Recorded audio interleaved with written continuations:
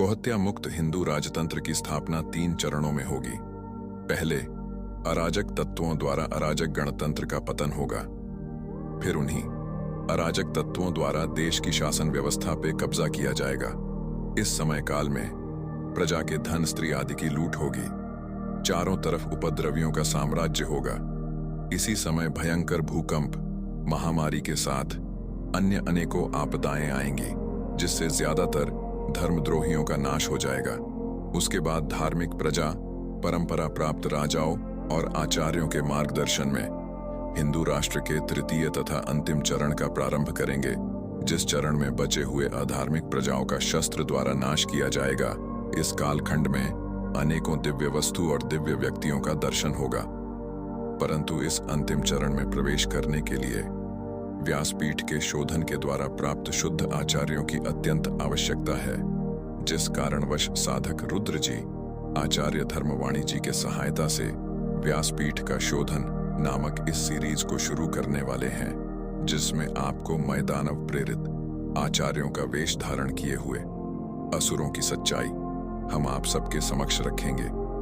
कलयुग के प्रथम चरण के प्रारंभिक 1000 वर्षों में मैदानव द्वारा फैलाए हुए जैन बौद्ध मत द्वारा विद्या और कला को आच्छादित करने वाले अधर्म रूप अंधकार का नाश पारंपरिक आचार्यों जैसे भगवत्पाद शिवावतार भगवान आदि शंकराचार्य आदियों के द्वारा किया गया था।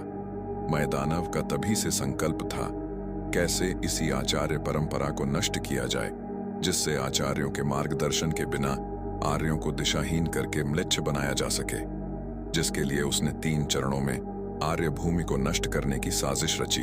उसमें से पहला चरण था बौद्ध, जैन, इस्लाम आदि दूषित परंपराओं द्वारा प्रजाओं को म्लेच्छों में परिणत करना। द्वितीय चरण है परंपरा प्राप्त आचार्य गद्दी पर दूषित आचार्यों को बैठाना। फिर तृतीय तथा अंतिम और वर्तमान में चल रहे चरण, जो कि उन्हीं व्यासपीठ में बैठे दूषित आचार्यों के समूह और मैदानव द्वारा व्यासपीठ के अंदर ही चलाए हुए गुप्त दूषित परंपरा द्वारा समर्थित वर्ण संकर व्यक्तियों के द्वारा शास्त्र विरुद्ध परंपरा का निर्माण करना।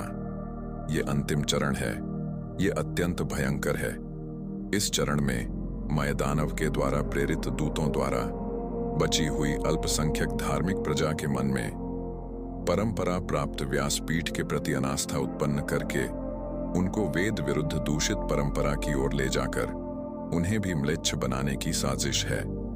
और इस कार्य में उन धार्मिक प्रजाओं को मूर्ख बनाने के लिए ये मैदानव प्रेरित दूत पहले से ही द्वितीय चरण में मैदानव द्वारा व्यासपीठ को दूषित करके जो दूषित आचार्यों के गुप्त परंपरा चलाया गया, उन्हीं विशेषकर शंकर मठ में बैठे आचार्यों का समर्थन लेता है, जिससे भोले भाले अल्पसंख्यक धार्मिक प्रजा, जिनके कारण अभी भी वैदिक यज्ञ सुरक्षित है, वो गुरुद्रोह और नरक के भय से उन असुरों को समर्थन दे देता है, ग्रंथ और गोविंद की उपेक्षा कर देते हैं, जबकि शास्त्र, गुरु और ईश्वर में सामंजस्य होना चाहिए।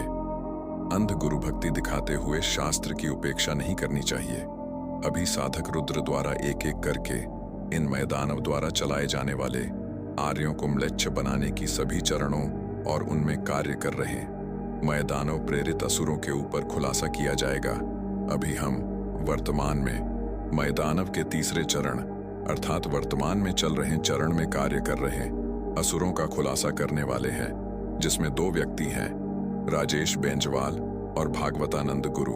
आने वाले वीडियो सीरीज में इन 2 व्यक्तियों के शास्त्र विरुद्ध गुरु परंपरा और इन दूषित व्यक्ति द्वारा फैलाए हुए दूषित मत का खंडन किया जाएगा। परंतु इस कार्य को आगे बढ़ाने के लिए हमें आपके आर्थिक सहयोग का अत्यंत आवश्यकता है। गौ सेवा के लिए आपके द्वारा किए गए आर्थिक सहयोग हमें व्यासपीठ के शोधन के कार्य को आगे बढ़ाने के लिए प्रेरणा देंगे। जय गौ माता, जय नंदी महाराज।